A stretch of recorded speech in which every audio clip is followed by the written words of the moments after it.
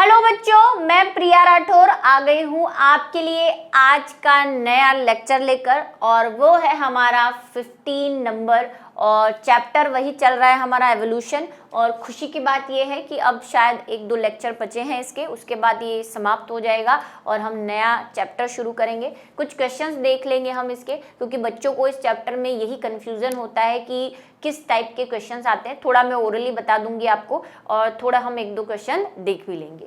ठीक है, चलिए आ जाओ। अब तो आज का चैप्टर 7 में चैप्टर फ्लो आपको पता ही है कि क्या क्या पढ़ना है हमें इसमें और क्या क्या हम पढ़ चुके हैं।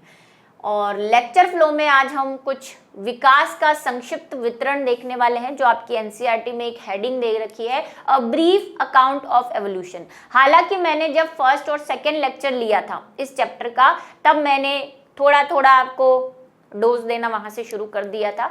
उसी को आज हम जो भी हमने पढ़ा है उसको समराइज करने वाले हैं। ठीक है, और उसके बाद हम भूवैज्ञानिक समय सारणी को पढ़ेंगे। इसकी भी जानकारी मैं आपको प्रीवियस लेक्चर्स में दे चुकी हूँ, बट एक बार हम उसको रिटर्न में देख लेंगे। और विकास की कहानी, जो कि मैं कह रही हूँ कि जो हमने पढ़ी है उसको एक बार समराइज करना है, यानी कंक्लूजन निकालना है कि विकास कैसे हुआ होगा। ठीक है, चलिए सबसे पहले है भूवैज्ञानिक समय सारणी। ये मैंने आपको कहा था आपको याद रखनी है, क्योंकि ज्यादा डिटेल में याद नहीं रखनी है। अगर आप एनसीईआरटी के डायग्राम देखेंगे तो वहां पे बहुत ही खचपच दे रखा है। इतनी 12th के लेवल पे आपको नहीं याद रखनी है, लेकिन अगर आप नीट की प्रिपरेशन कर रहे हैं तब आपको वो समय सारणी घोल कर पीनी पड़ेगी।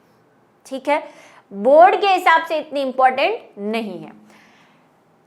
चलो ये तो करनी है, वो जो एक्स्ट्रा डायग्राम अभी एक दिखाने वाली हूं मैं उसकी बात कर रही हूं, ये तो करनी है क्योंकि ये तो नॉर्मल है।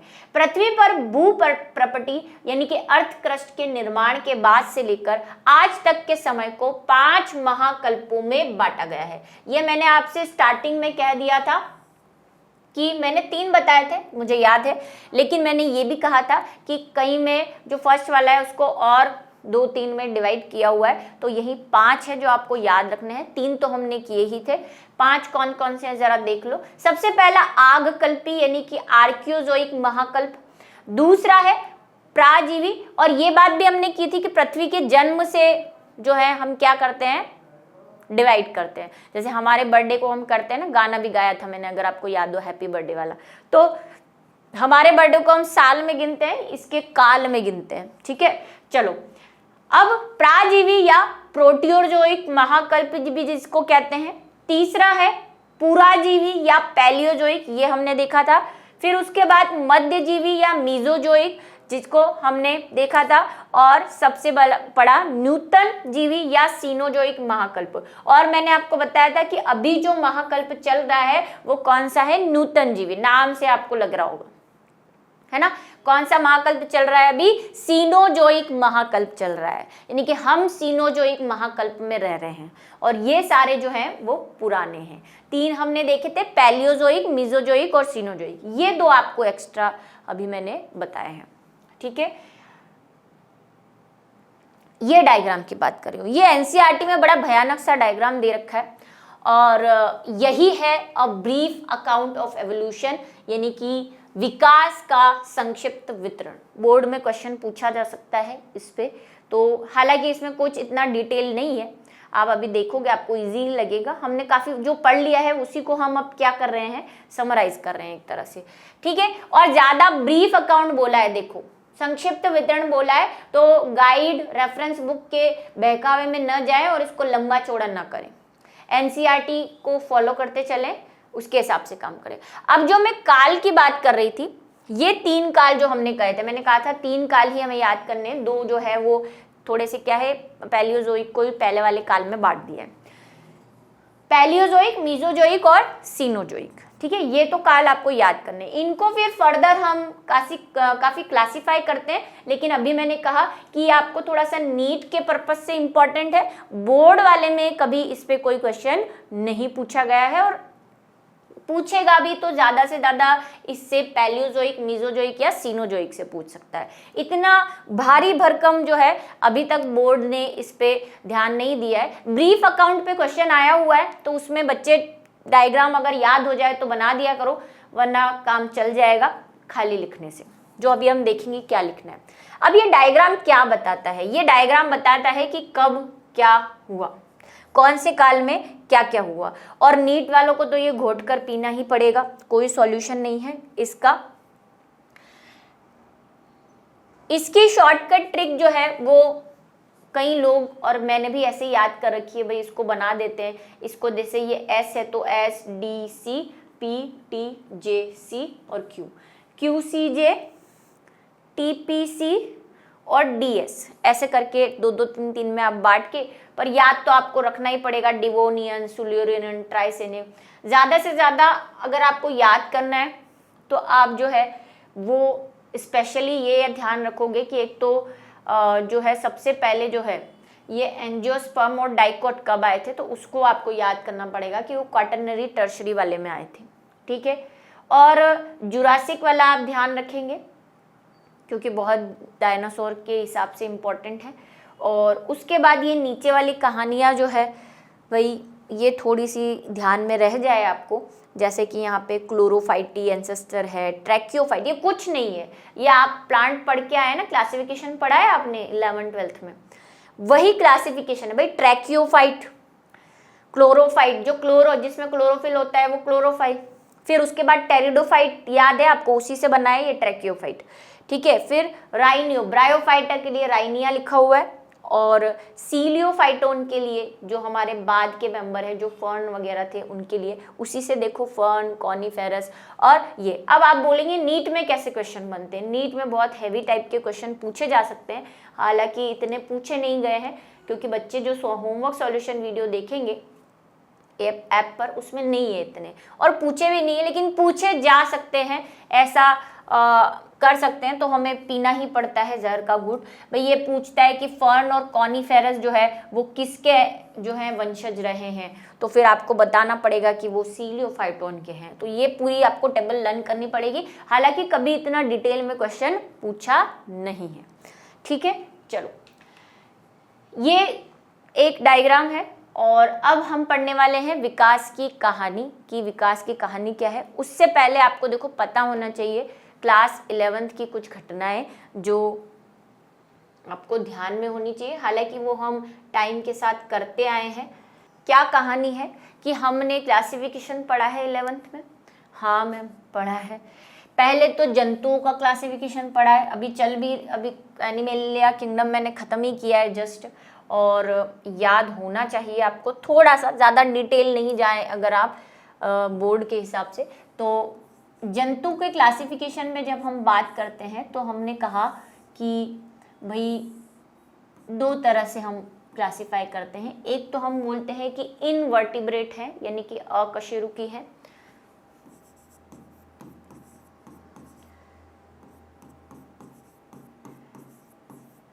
और कशेरुकी है। मैं पूरा कोई क्लासिफिकेशन नहीं पढ़ा रही हूँ, बस आपको एक आइडिया दे रही हूँ, ठीक है। जब हम क्लासिफिकेशन एनिमल किंगडम शुरू करते हैं तो हम शुरू करते हैं पॉरीफेरा से, है ना, पॉरीफेरा, फिर निडेरिया जिसको हम सिलेंट्रेटा भी कहते हैं, पॉरीफेरा, सिलेंट्रेटा। फिर उसके बाद हम आते हैं टीनोफोरा पे, एस्केलमेंथिस,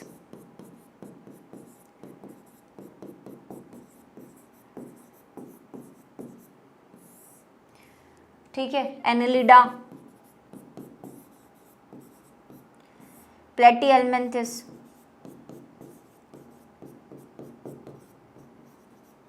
ये आपको याद होना चाहिए, और फर्दर सो ऑन, क्योंकि मेरे पास अब आगे जगह नहीं है, ठीक है। प्लेटीहेल्मिन्थिस, उसके बाद आएगा आपका प्लेटीहेल्मिन्थिस के बाद मोलस्का, फिर उसके बाद मोलस्का के बाद ऑर्थोपोडा, ये वो फलाना, और हम कहाँ चले जाते हैं? कॉर्डेटा पे चले जाते हैं। फिर हम बात करते हैं जब कॉर्डेटा की, उसको थोड़ा सा ध्यान से देख लें। कॉर्डेटा की जब हम बात करते हैं उससे पहले हम एक हेमी कॉर्डेटा की बात करते हैं जिसमें बेलेनोग्लोसस नाम हम पढ़ते हैं, एग्जाम्पल लेते हैं। कॉर्डेटा की बात करते हैं तो हम कॉर्डेटा को फिर 2 में क्लासीफाई कर देते हैं। एक तो हम वर्टिब्रेटा, इधर वर्टिब्रेटा लिख देते हैं, वर्टिब्रेटा, ठीक है, और इधर वाले को नॉन वर्टिब्रेटा लिख देती हूँ, नॉन वर्टिब्रेटा, नॉन वर्टिब्रेटा में हम बोलते हैं कि यूरोकॉर्डेटा, सिफेलोकॉर्डेटा,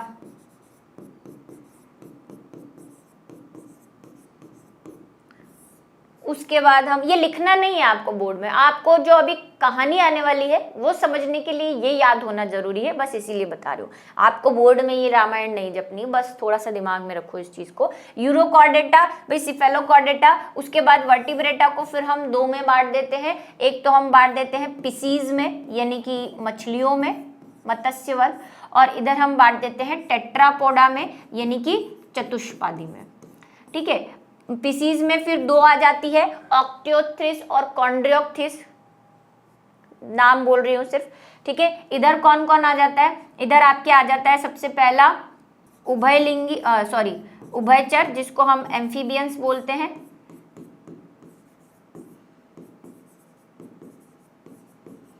एम्फीबियंस, उसके बाद आपके सरीसर्प यानी कि रेप्टाइल्स, उसके बाद आपके आते हैं एविज यानी कि पक्षी, और एट लास्ट सबसे विकसित यानी कि हम, मैमेलिया। तो ये सारे कशेरुकी में आते हैं क्योंकि ये वर्टिब्रेट है, इनमें वर्टिब्रल कॉलम है, और बाकी सभी को हम क्या कह देते हैं, इनवर्टिब्रेट कह देते हैं। ठीक है, इसमें पिसीज में तो होता है यूरोकॉर्डेटा और सिफेलोकॉर्डेटा को भी कई बार जो है इनवर्टिब्रेट में गिना जाता है, क्योंकि इनमें जीवन की वो बोलते हैं सिर्फ पूंछ में है और सिफेलोकॉर्डेटा में सिर्फ सर में है। तो कुछ साइंटिस्ट जो है वो इनको भी इनवर्टिब्रेटा में गिनते हैं, और कुछ साइंटिस्ट जो है वो इनको, इससे पहले भी भाई क्लासिफिकेशन है, एक ग्नैथोस्टोमेटा, ग्नैथोस्टोमेटा, याद आ रहा हो कुछ 11th का है ना, जबड़े वाले, बिना जबड़े वाले, वो ऊपर वाला मैंने लिखा नहीं क्योंकि बहुत बड़ा हो जाता है, उस पर हमें जाना नहीं है ना। ग्नैथा और ग्नेथोस्टोमेटा, जिसमें जबड़े होते हैं, जिसमें जबड़े नहीं होते, जिसमें आपकी वो मछलियाँ आती हैं, मछलियाँ होती ही नहीं है वो, पेट्रोमाइजोन है ना, मिक्सी, ये सब। तो वो मैंने यहाँ पे लिखा नहीं है ग्नेथोस्टोमेटा, ग्नेथोस्टोमेटा, क्योंकि उसकी इतनी डिटेल में हमें जाना नहीं है।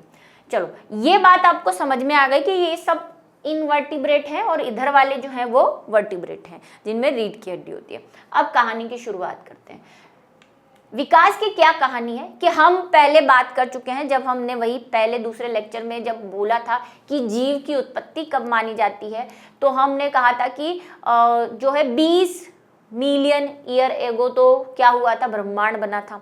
उसके बाद हमने कहानी शुरू की थी कि भाई 4.5 में पृथ्वी बनी थी, फिर 3.5 जो है उसमें उनसे रिलेटेड जो प्रोबायोन्ट थे वो बने थे। उसके बाद 3 में पहली जो प्रोबायोन्ट कोशिका बनी होगी, फिर आरएनए डीएनए बना होगा, आरएनए डीएनए से फिर जो है 2 बिलियंस एगो यानी कि क्या बना था, पहली जो है जीव की उत्पत्ति हुई थी। वही चीज़ हमें वहीं से शुरू करनी है। अब आप बोलेंगे मैम आपने 2 बिलियन कहा, तो ये बात मैं पहले भी बता चुकी हूँ, इस बात को ध्यान रखें, क्योंकि एनसीईआरटी और गाइड मिला के सब कचरा हो जाता है ना। 2 बिलियन ही है ये भी, लेकिन मैंने आपको पहले भी बताया था कि ये लिखने में अंतर होता है कि भाई 2 बिलियन में कितने मिलियन होते हैं, 1000 मिलियन होते हैं ना, तो क्या ये 2000 नहीं हुआ? तो वही टाइमलाइन वही है, मैंने चेंज नहीं कर दी है। 2 मिलियन पहले ही क्या हुआ था, पृथ्वी पर जीव कोशिका उत्पन्न हुई थी, लेकिन अब यहाँ पे उसको मिलियन में लिख दिया है एनसीईआरटी ने। तो आप 2 बिलियन भी लिखेंगे तो भाई गलत नहीं है, क्योंकि बात एक ही है। आप अपने हिसाब से याद करो, ठीक है। लगभग 2000 मिलियन वर्ष पूर्व पृथ्वी पर जीव का कोशिकीय रूप प्रकट हुआ था। यहाँ तक हमने पहले बात की थी। कोशिका कला आधारित कोशिका का विकास हुआ।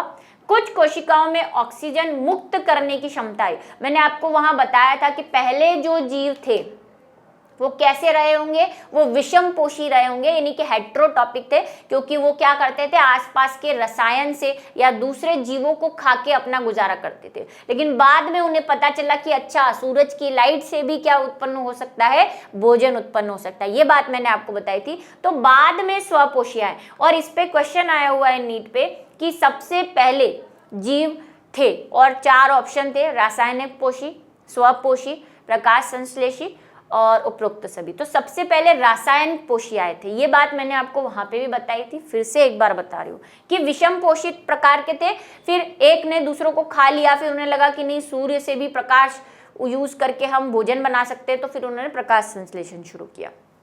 ठीक है, यह क्रिया प्रकाश संश्लेषण की क्रिया के समान रही होगी, जिसमें प्रकाश की उपस्थिति में जल के अणुओं का विघटन से ऑक्सीजन निकलती थी। मतलब पहले वाले क्या थे, जो भी जीव थे, जो हमारी एक कोशिका थी, है ना, हालांकि हम इसको प्रो कोशिका ही कहते हैं, कोशिका झिल्ली। और कैसे बनी होगी ये हमने वो दो, आपको याद हो तो हमने साइंटिस्ट पढ़े थे, याद है या नहीं, कि उन्होंने प्रोटीन और वसा मिला के थोड़ी देर रख दिया था तो एक झिल्ली जैसी संरचना। सेकेंड लेक्चर में जब हमने बात की थी आग कोशिका निर्माण की प्रक्रिया, एक तो कोसर्वेंट थ्योरी पढ़ी थी हमने और एक मैक्रो मॉलिक्यूल थ्योरी पढ़ी थी, याद करना पड़ेगा। ठीक है, चलो अगर नहीं याद है तो ये कोशिका रही होगी, जिसमें हमने कहा था कि भाई क्या रहा होगा, एक डीएनए रहा होगा। और ये भी बात मैंने कही थी कि ये विषम पोषी थे और ये क्या करते थे, रसायनों का यूज करते थे। अब जैसे जैसे इन्होंने जनन किया और संख्या में वृद्धि हुई और आसपास का खाना खत्म होने लगा,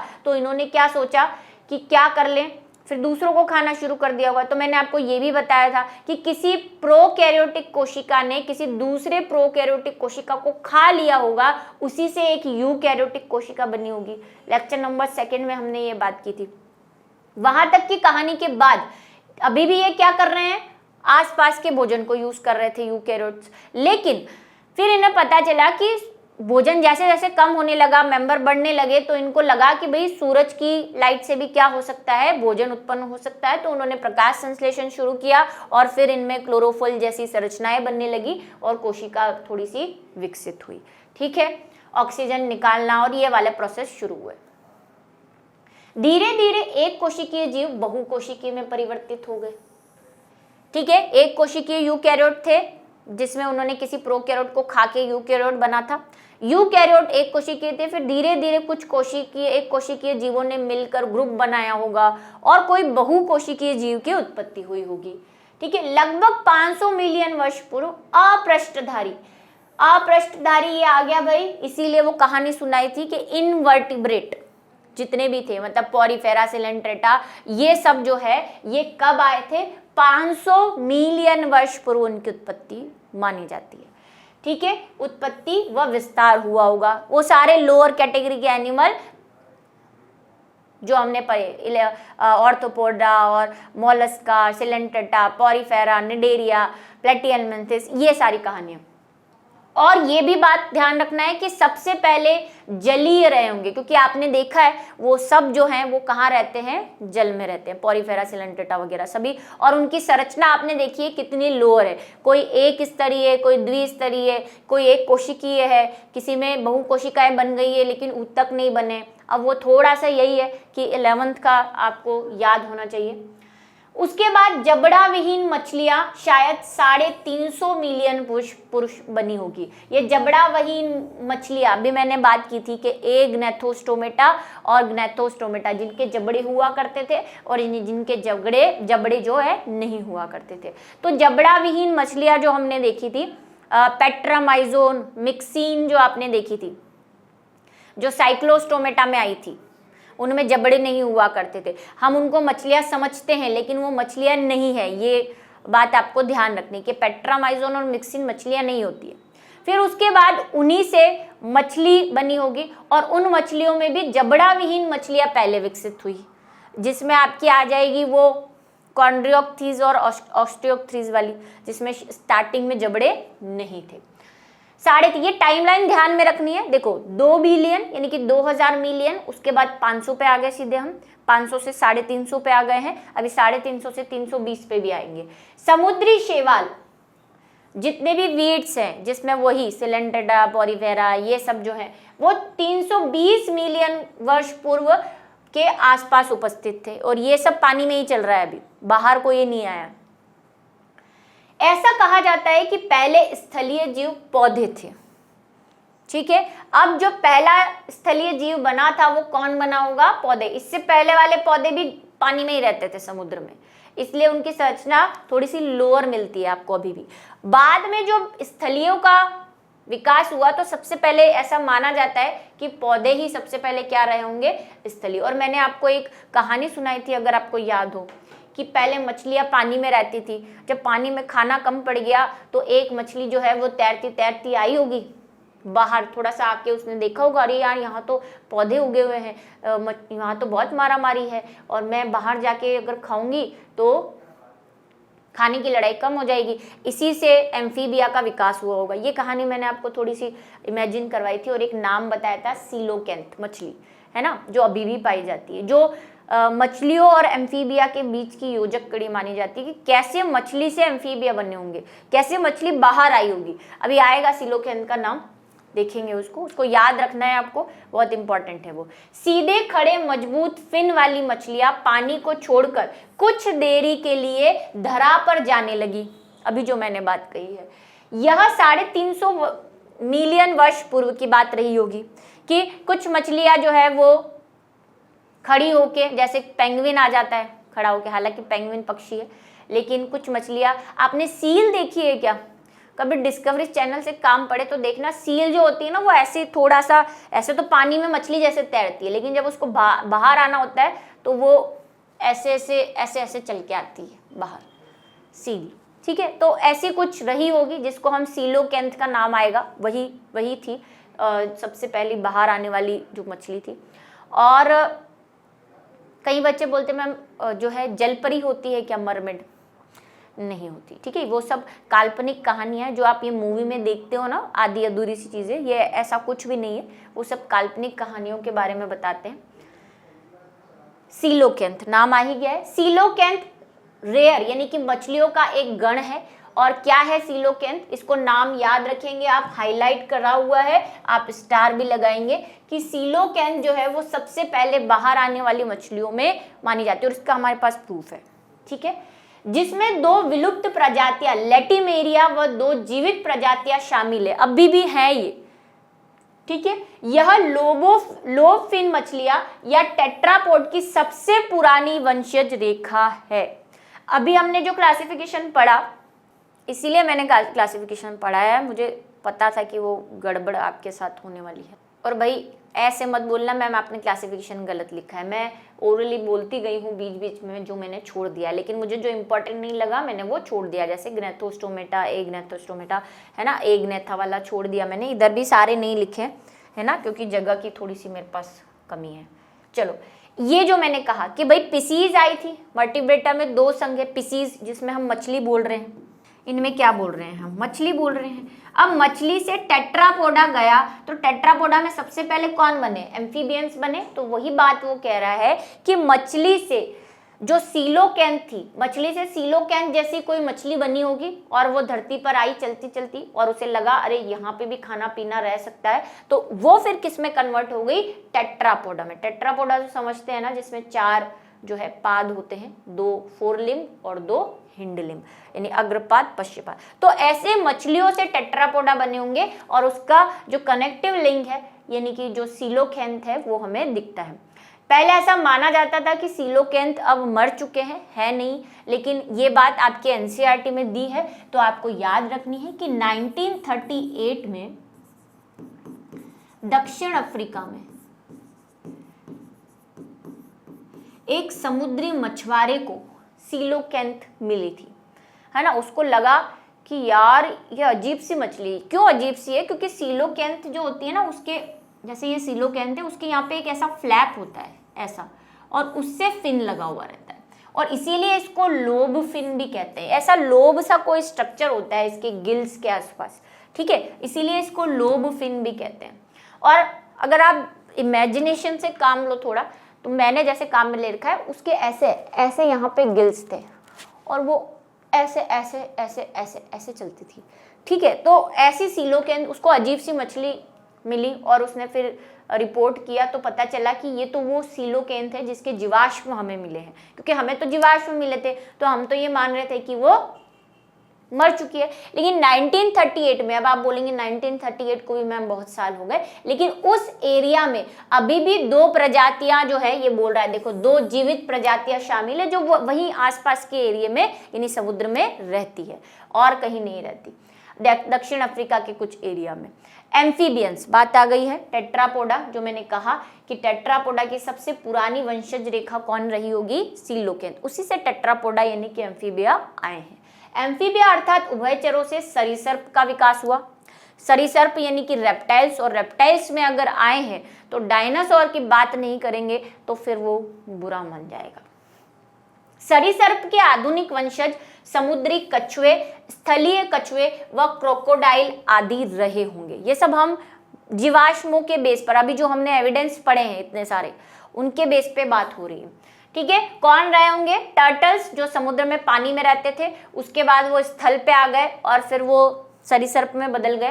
क्रोकोडाइल भी रेप्टाइल्स यानी कि सरीसृप का ही उदाहरण है, अगर आपको याद है। और क्रोकोडाइल की एक स्पेशल क्वालिटी क्या है कि सारे सरीसृप में 3 चैम्बर होते हैं हार्ट के, लेकिन क्रोकोडाइल के जितने भी स्पीशीज आप देखते हैं, यानी कि क्रोकोडाइल, एलिगेटर और जिसको हम कहते हैं घड़ियाल, उन तीनों में 4 चैम्बर्ड हार्ट पाया जाता है। और ये भी एक हमें चीज बताती है कि इसी से मेमेलिया आए होंगे, तभी इसमें 4 चैम्बर का विकास होने लग गया है। ठीक है, क्योंकि रेप्टाइल्स के बाद सीधे किसका नंबर है? मेमेलिया का। बड़े आकार वाले फर्न यानी ट्री फर्न, देखो साथ साथ पौधों का भी चल रहा है, क्योंकि पहले वो बोल चुका है कि सबसे पहले स्थलीय जीव पौधे ही रहे होंगे। तो उस टाइम जो हम अगर पौधों का आप क्लासिफिकेशन देखते हैं तो क्या देखते हैं भाई? पौधों में शैवाल देखते हैं आप, है ना। शैवाल से फिर आप ब्रायोफाइटा देखते हैं, ब्रायोफाइटा से टेरिडोफाइटा देखते हैं, टेरिडोफाइटा से जिम्नोस्पर्म और फिर सबसे एडवांस एंजियोस्पर्म। तो ये फर्न तक आ गए हैं हम। फर्न किस में आते हैं? ब्रायोफाइटा के अंदर कद। ठीक है, तो बड़े आकार के जो है ट्री फर्न यानी कि टेरिडोफाइटा फर्न टेरिडोफाइटा के अंतर्गत आता है, उन्हें ट्री फर्न भी कहते हैं। नामक टेरिडोफाइटा भी उपस्थित थे, लेकिन यह धीरे धीरे अश्मीकृत हो गए, मतलब कि फॉसिल्स बन गए, जीवाश्म बन गए, उनके कुछ जीवाश्म में मिलते हैं। ठीक है, अच्छा, इस बीच में एक चीज और आप ध्यान रखेंगे जो मुझे याद आ रही है कि सरीसृप स्थल पे आ गए थे, लेकिन एनसीईआरटी में बीच में एक लाइन लिखी हुई है कि जब एम्फीबिया से सरीसृप बने यानी कि रेप्टाइल्स बने, तो कुछ रेप्टाइल्स वापस पानी में भी चले गए थे, और उनमें से एक नाम दे रखा है एनसीईआरटी में, वो आपको नाम याद रखना है, इक्थियोसॉरस या सारस।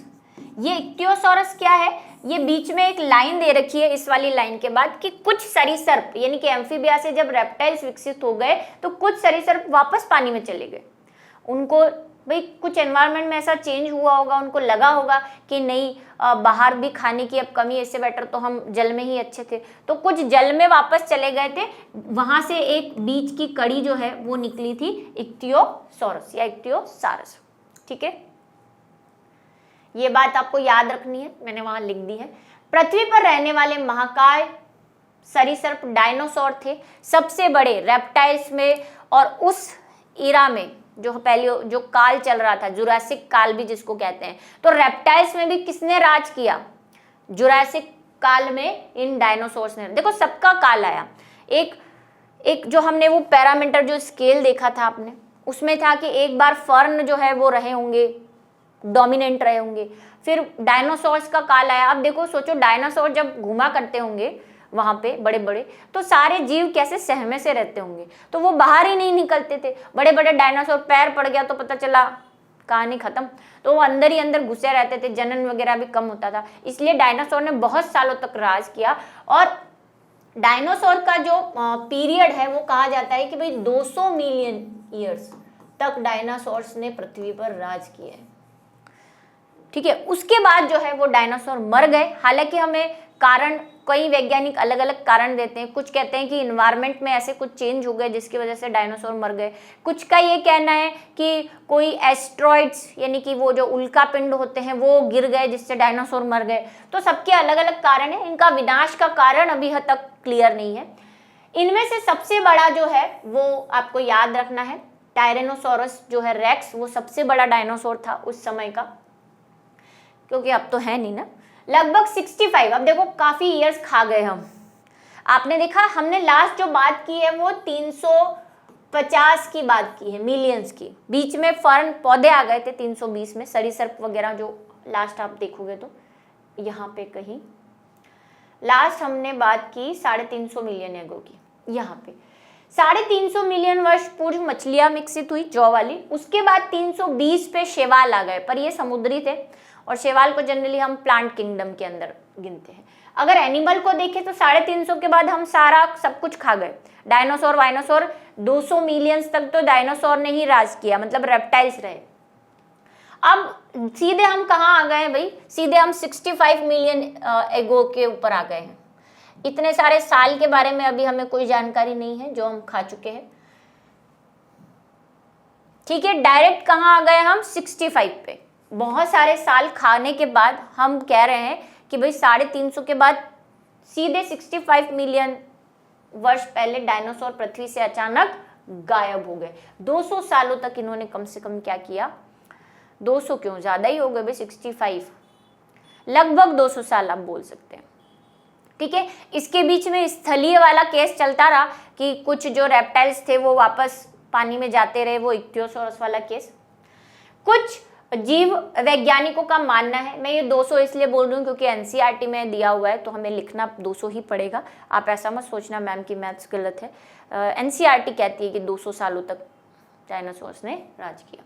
कुछ जीव वैज्ञानिकों का मानना है कि जलवायुगत परिवर्तन इनकी मृत्यु का कारण रहे होंगे, जो मैंने आपको अभी बताया। जबकि कुछ का मानना है कि इसमें अधिकांश पक्षी के रूप में विकसित हो गए, कि भाई कुछ तो मर ही गए जिसके जीवाश्म मिलते हैं हमें एनवायरनमेंट की वजह से, और कुछ का कहना है कि भाई क्योंकि रेप्टाइल से ही पक्षी बने, जिसका हमने कनेक्टिव लिंक आपने 11th में पढ़ा होगा, आर्कियोप्टेरिस, है ना। पक्षी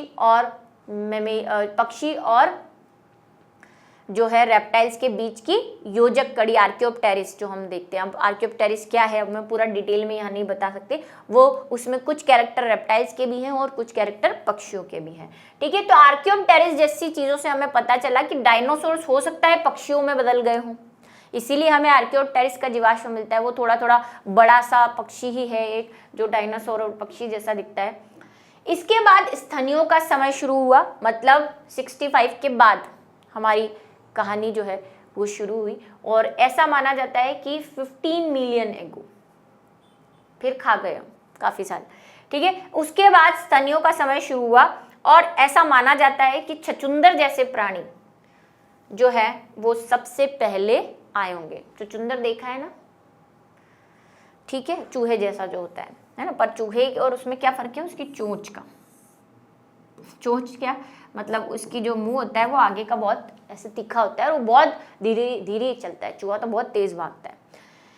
तो छछूंदर जैसे प्राणी जो है वो सबसे पहले पृथ्वी पर आए होंगे। तो यही आपको बस इतनी ही कहानी, और बीच बीच में जो मैंने 1-2 पॉइंट यहाँ ऐड किए हैं वो ऐड कर लेना। यही ब्रीफ अकाउंट ऑफ एवोल्यूशन, यानी कि आपके विकास की संक्षिप्त वितरण, इससे ज्यादा आपको कुछ नहीं लिखना है। ठीक है, अब पौधों की बात कर ले थोड़ी सी, ये आपको इसमें ऐड नहीं करनी है, बस थोड़ा सा एक आइडिया ले लो कि कौन कौन से पौधे आए होंगे। ठीक है, तो ट्रैक्योफाइट्स की अगर हम बात करें तो भाई ये सबसे पहले साइक्लोपिड्स आए, जो सरलतम सवनी पौधे थे, जिसका राइनिया, वो मैंने आपको डायग्राम बताया था एनसीईआरटी का, वहां पे लिखा था राइनियोपोड। ठीक है, लाइकोपसिड, यह पत्ती वाले क्लब मॉस थे। लाइकोपोडा पढ़ा है आपने प्लांट में, ये लाइकोपसिड वही है। सिनोफसिड, ये सब आप 11th में थोड़ा थोड़ा सा पढ़ के आए हैं टर्म्स। हॉर्सटेल, जिसको इक्विसिटम टेरिडोफाइटा का मेंबर है जो, ठीक है, क्रम में व्यवस्थित पत्तियां व शाखा मिलते थे। टेरोप्सिडा, प्राय संयुक्त पत्ती वाले पौधे व फर्न थे। उसके बाद स्पर्मेप्सिडा, जिसमें जिम्नोस्पर्म और एंजियोस्पर्म आते हैं। ठीक है, बीजीय पादप थे, जिनमें निम्न समूह आते हैं, यानी सीड फर्म, साइकेट्स, गिंको, कॉनिफेरस, नीटम और पुष्पीय पौधे। पुष्पीय पौधे मतलब एंजियोस्पर्म, ये सारे तो जिम्नोस्पर्म है। ठीक है, ये जिम्नोस्पर्म है, नीटम भी जिम्नोस्पर्म है। तो ये स्पर्मेप्सिडा, वही क्लासिफिकेशन अगर आपको याद है तो ये याद हो जाएगा, क्योंकि हम जिम्नोस्पर्म और एंजियोस्पर्म को स्पर्मेटोफाइटा में रखते हैं जब हम क्लासिफिकेशन पढ़ते हैं 11th, है ना, पढ़ाया है मैंने 11th में क्लासिफिकेशन। तो ये सारे जो हैं वो प्लांट के हैं, कोशिश करो कि याद हो जाए, नहीं तो ज़्यादा नहीं किया। जैसे कि मैंने कहा बोर्ड के लेवल पे इतना डिटेल में कभी नहीं पूछा है, नीट वालों के लिए थोड़ा सा स्पेशल हो सकता है। बोर्ड में तो बस ब्रीफ अकाउंट आपको याद करना है, जो मैंने आपको यहाँ पे लिखवा दिया है और एनसीईआरटी में दे भी रखा है। तो इसी के साथ जो है आज की हमारी क्लास का इतिश्री होता है, इतिश्री समझते हैं, दी एंड, ठीक है। तो वो होता है और मिलेंगे हम अगले लेक्चर में, जहाँ पे हमें अभी मानव कैसे बने, कैसे विकास हुआ वो पढ़ना है और थोड़ी 1-2 चीज़ें और बची हैं। तो मिलते हैं अगले वीडियो लेक्चर में अगली कहानियों के साथ।